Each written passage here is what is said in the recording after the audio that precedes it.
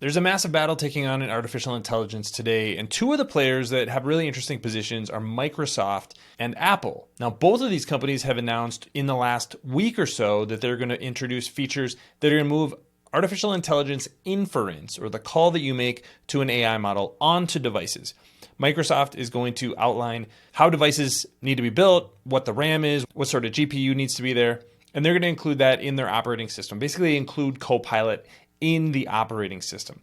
Apple's going to do something similar with their own devices, Macs, iPads, and iPhones, and they announced that earlier this week. A lot of those AI tools, the on-device AI tools, were actually developed by Apple. But what's not developed by Apple is the calls that are going to be going to the cloud. So if you ask Siri a question that is not contextual to assets or the information that you have on your device, it's not about, when a birthday party is, how to summarize an email, things like that. If it's something where the AI is going to need to go to the cloud to look for information, they're going to actually push that off to somebody else. Apple is not going to be doing that inference. The first partnership that they have is with OpenAI.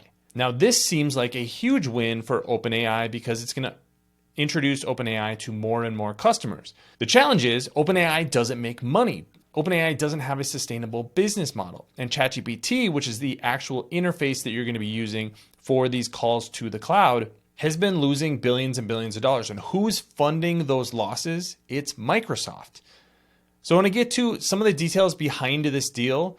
We don't know exactly what the financial arrangement is between Apple and OpenAI, but I have listened to a number of people who were at the event who analyze Apple really closely, and I think the consensus is Apple is probably not paying for the integration with OpenAI.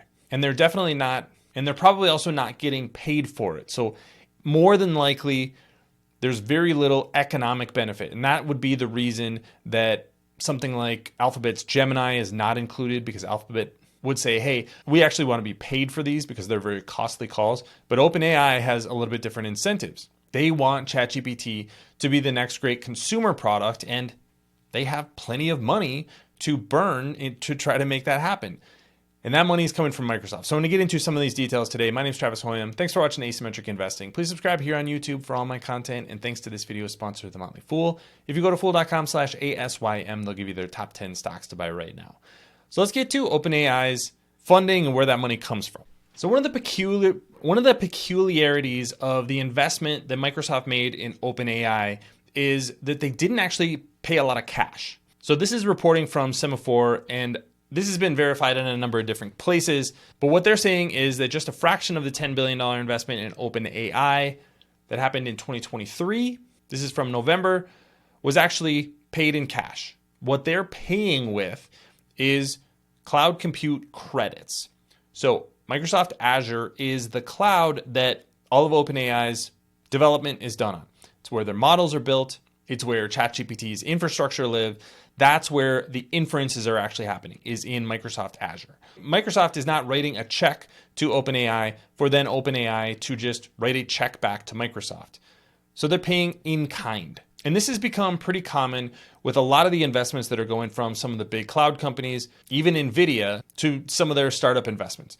So NVIDIA has made a number of investments that are cash into a number of startups, but then that cash comes back to NVIDIA because those startups then buy GPUs. So it's a little bit of a wild relationship between a lot of these companies. That's why it's a little bit confusing to understand who's winning and who's not from a financial perspective, because there's not a lot of real dollars and real economic impact trading hands. So if Microsoft is giving OpenAI $10 billion in compute, what they're using that for is to run ChatGPT. So each time one of these calls goes to ChatGPT, it's fairly expensive. This is from Digital Trends, and this is a little bit dated at this point because this is a little over a year old, but they were saying at that time a query was 36 cents per query. Let's say that even came down by 90% over the past year. That's still really expensive to be running queries at 3.6 cents per query on ChatGPT. That would mean that if you ask ChatGPT a question via your iPhone,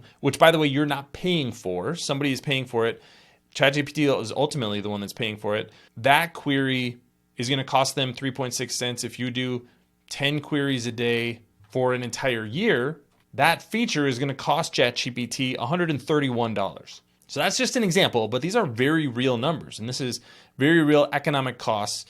But from OpenAI and ChatGPT's perspective, they're not actually incurring those in cash costs.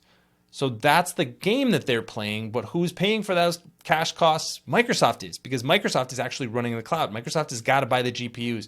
Microsoft has got to pay for the energy. That's why I think Microsoft is ultimately the loser in this deal. Thanks to our friends at The Motley Fool for sponsoring this video. Visit fool.com/ASYM for the top 10 stocks to buy right now.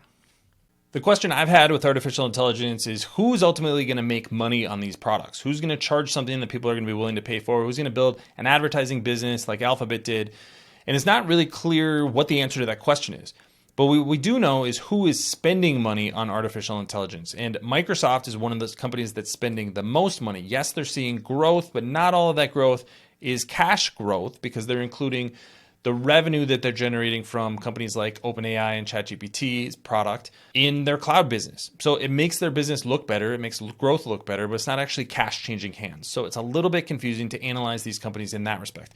Where there is cash changing hands is Microsoft actually buying GPUs from NVIDIA. So NVIDIA is a beneficiary from all of this increase in artificial intelligence usage. There's no doubt about that. Apple is likely going to be a beneficiary. It maybe is going to be a little bit more costly to build their products. You're going to have to include more RAM, maybe a little bit better compute and GPUs.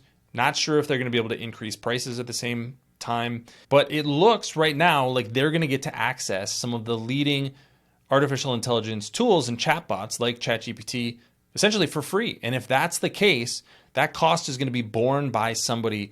Yes, it is borne by OpenAI because they're actually providing this service, but the cash cost is actually being taken on by Microsoft. And that's why when Apple introduced their artificial intelligence tools and said that part of that integration with Siri in particular is going to be accessing ChatGPT, it was actually Microsoft who was going to be paying that bill. Just a fascinating turn of events in artificial intelligence, because I think the idea has been that Apple has been a laggard in AI for quite a while, and Microsoft has been one of the leaders. But from an economic perspective, from actually making money, it appears that Apple took a huge step forward today, and it was Microsoft who was going to wear some of that cost. So this is all based on what we know today. We'll see what sort of information and reporting comes out.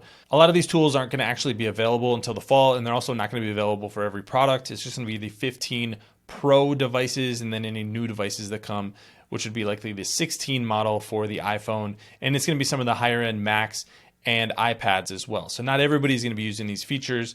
Like I said, there may be other integrations in the future, not just ChatGPT, but Gemini and other artificial intelligence tools. But what it's important to think about from an investment perspective is who's actually making money and who this is costing money. And I think today the clear winner is Apple and the clear loser is Microsoft. So what do you think? Leave your comments in the comments section below. Don't forget to subscribe to Asymmetric Investing. Thanks for watching, everybody. See you here next time.